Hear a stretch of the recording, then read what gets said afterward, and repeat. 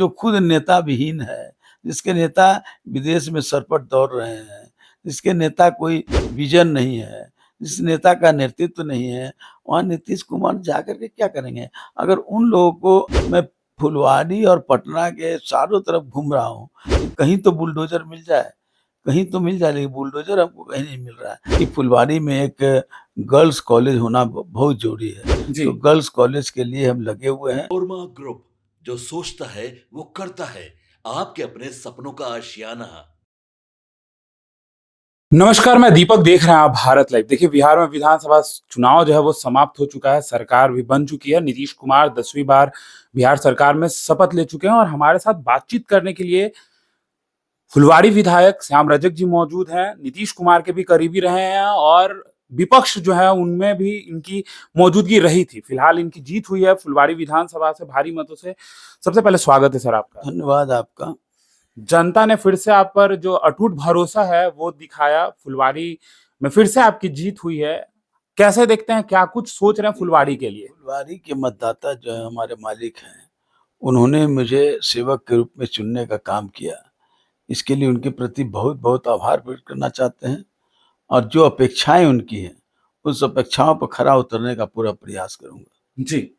Sir, फुलवारी की जनता लगातार ये कह रही थी कि पिछले 5 सालों में जब भी वो विधायक से कॉन्टैक्ट करने का कोशिश करते थे, जो पूर्व विधायक थे, उनसे उनकी मुलाकात नहीं हो पाती थी, क्षेत्र में वो नहीं रहते थे। ये समस्याएँ लगातार लोगों की थी, मैंने ग्राउंड ज़ीरो पे खुद भी कवर किया था। इस बार इन समस्याओं का हल किस तरीके से करने जा रहे हैं आप? समस्याओं का जनता ने जवाब दे दिया और उनको पराजित करके के मुझे अपना सेवक चुनने का काम किया। इससे ज़्यादा और क्या जनता करती? जनता ने किया है, अब उनकी अपेक्षाएँ हैं, उस पर खरा उतरने का कोशिश करूँगा। जिस दिन से चुनाव खत्म हुआ है, जी। मैं क्षेत्र में ही रहता हूँ, क्षेत्र के लोगों के बीच में ही रहता हूँ, घर में भी रहता हूँ तो क्षेत्र के लोगों से ही घिरा रहता हूँ। तो मेरा तो काम ही है जनता के बीच में रहना, ये हमारी प्राथमिकता है। मेरा प्रारंभिक और अंतिम प्राथमिकता यही है कि जनता के साथ रहना, जनता की समस्याओं का समाधान करना। अभी कई तरह की समस्याएँ हैं जिसके निजात के लिए माननीय मुख्यमंत्री जी से, विभागीय मंत्री से बातचीत की है और समस्याओं का समाधान की प्रक्रिया शुरू हो गई है। हमारे यहाँ लगभग फुलवारी में 100 से ज़्यादा सड़कें जो टूटी हुई थी उसको निर्माण कराने का हम लोगों ने विभाग से पास कराया है और वो काम भी टेंडर हो चुके हैं, उसका भी काम शुरू होने वाला है। उसी तरह से वहाँ हमारा जो डिमांड था, हमारी जो इच्छा थी कि फुलवारी में एक गर्ल्स कॉलेज होना बहुत ज़रूरी है। जी। तो गर्ल्स कॉलेज के लिए हम लगे हुए हैं, निकट भविष्य में ही गर्ल्स कॉलेज खुलेगा। मैंने शिक्षा मंत्री से बात की है और निश्चित रूप से हम लोग ज़मीन देख रहे हैं। जो ज़मीन अगर मिल जाएगा तो गर्ल्स कॉलेज की तैयारी हो जाएगी। सर उसके बाद जी। जो समाज के जो सबसे पीछे पैदान पर है, मुसहर समाज, जिसके लिए सरकार कटिबद्ध है उसके विकास के लिए, योजना लाती है, राशि लाती है, लेकिन फिर भी उनका विकास नहीं हो रहा है। तो इसके लिए हमने जो सरकार की जो महादलित योजना के तहत सामुदायिक भवन बनाने का है, तो अभी फुलवारी में 8 सामुदायिक भवन बनाने का काम हम लोग शुरुआत कर रहे हैं, बहुत जल्द शुरू हो जाएगा और उसमें हम बच्चियों के लिए जो मुसहर की जो मांझी की जो बच्चियाँ हैं, उन बच्चियों को प्ले स्कूल के माध्यम से उनके अंदर शिक्षा की ज्योत जलाने का काम करेंगे, ताकि सरकार की जो इच्छा शक्ति कि हर बच्चियों को बच्चों को पढ़ाने का काम करें, शिक्षित बने बिहार, उसमें ये योगदान होगा। सर, ट्रैफिक को लेकर एक बड़ी समस्याएँ रहती है, अनीशाबाद से फुलवारी तक, जैसा कि आप सब जानते हैं, तो इसमें क्या कुछ होगा? ट्रैफिक समस्या तो पूरे पटना बिहार की है, देश की समस्या है। जी। लेकिन जहाँ तक फुलवारी का है, उसके लिए डिवाइडर भी बना था, लेकिन वो भी सक्सेस नहीं हो पा रहा है, जाम रह ही रहा है। अभी जो बन रहा है सड़क के लिए जो पास हुआ है, जी। कि डबल डेकर पुल। सर जो पुल नहीं, उसको कहिए कि over double bridge. Decker over bridge कह सकते हैं या डबल डेकर रोड जो बनने जा रहा जी। है, एम्स से लेकर के अनीसाबाद तक।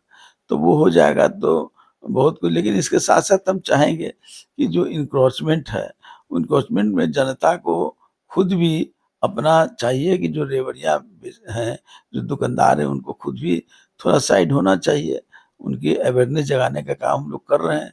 हमारी नगर परिषद जो है, हमारे जो वार्ड काउंसलर हैं, हमारे जो कार्यकर्ता हैं, लोगों से मिल कर के उनको अतिक्रमण को मुक्त करने का काम में लगे हुए हैं, लेकिन सरकार का प्रशासन का भी जो जिम्मेदारी है उसको करने का काम कर रही है। सड़कों का चौड़ीकरण का सवाल होगा, तो जब तक इंक्रोचमेंट नहीं हटेगा तब तक वो काम नहीं हो सकता है, तो वो हम लोग लगे हुए हैं। सर, आपने इंक्रोचमेंट की बात की, लगातार बुलडोजर मॉडल देखने को मिल रहा है बिहार में। इसको लेकर सर कई सवाल विपक्ष खड़ा कर रही है कि जिस तरीके से बेघर कर दिया जा रहा है, उनका अब क्या होगा? लेकिन हाँ, ये भी है कि अतिक्रमण की जमीन थी जिसकी वजह से सरकार का ये एक्शन है। लेकिन सर विपक्ष तो सवाल खड़े कर ही रही है इसको लेकर। विपक्ष का काम है सर सवाल खड़ा करना, काम करने का जब सवाल था उसमें भी सवेरे सवाल ही खड़ा कर देते।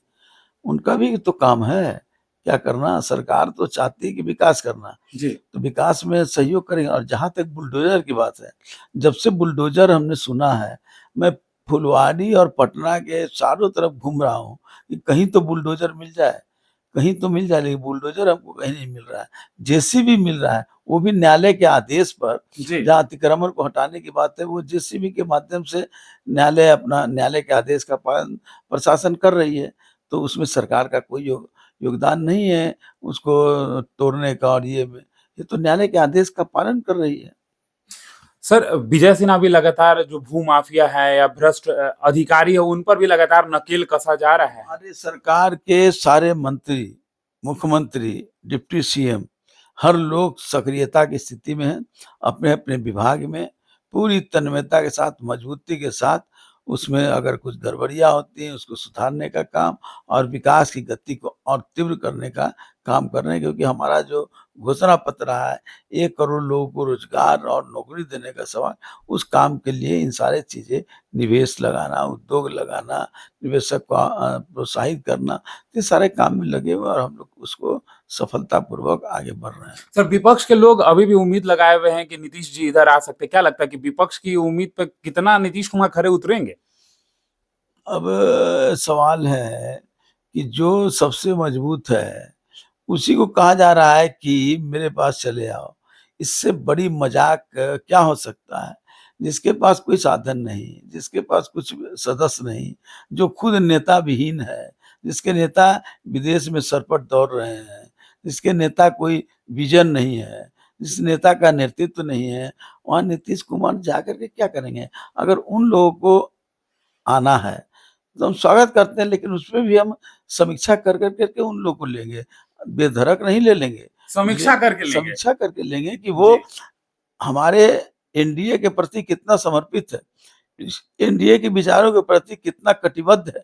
इन सारी चीज़ों को देखते हुए उनको लेंगे। विपक्ष कह रही थी आईना दिखाएँगे सरकार को। दिखलाएँ ना भाई, हम तो देखने के लिए तैयार हैं। आईना लाएँ, आईना तो जनता उनसे पूछेगी कि उनके नेता का आईना कहाँ है? उनके नेता का आईना कहाँ है? हाँ, तो जनता पूछ रही है, हम भी पूछ रहे हैं। सर, चुनाव में प्रचंड बहुमत से एनडीए की जीत हुई, 202 वोट मतलब सीटें आई। उसके बाद लगातार विपक्ष बार-बार यही बात कह रही है कि वोट चोरी हुई है, एसआईआर का मुद्दा, और फिर से ये मुद्दा जो है उठाने लगी है विपक्ष। देखिए, मैंने चुनाव में ही कहा था कि एक तरफ बात करने वाले लोग हैं, एक तरफ काम करने वाले लोग हैं।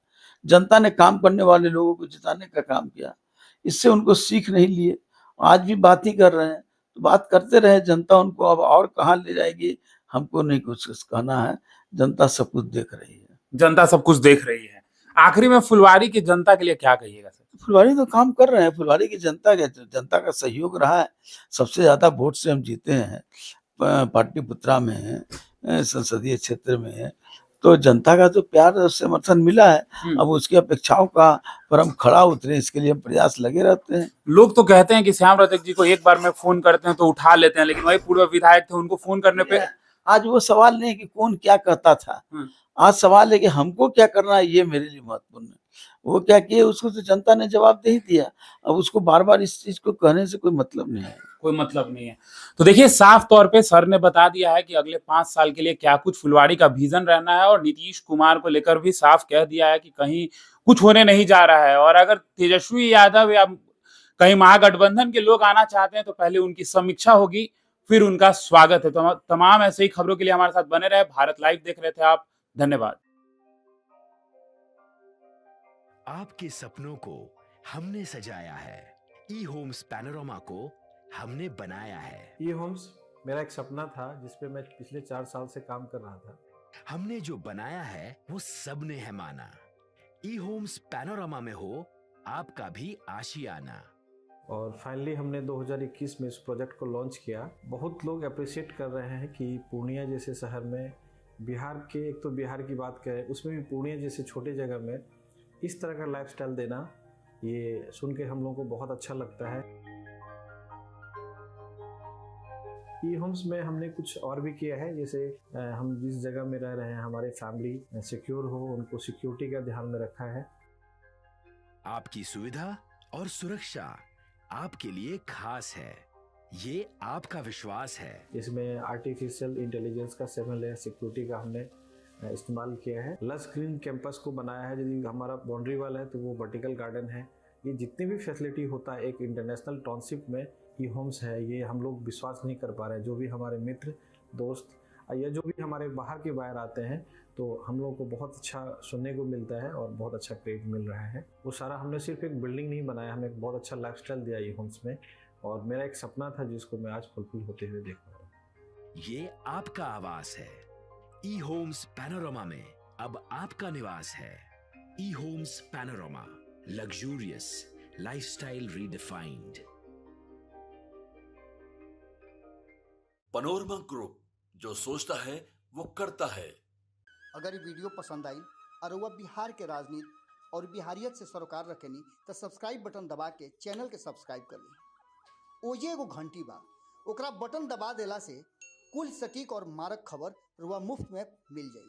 अगर रुआ पत्रकारिता के हमनी के नया प्रयोग में सहयोग कर चाहतानी तो ज्वाइन बटन दबा दी। पेटीएम नंबर नोट कर ली 9386816700।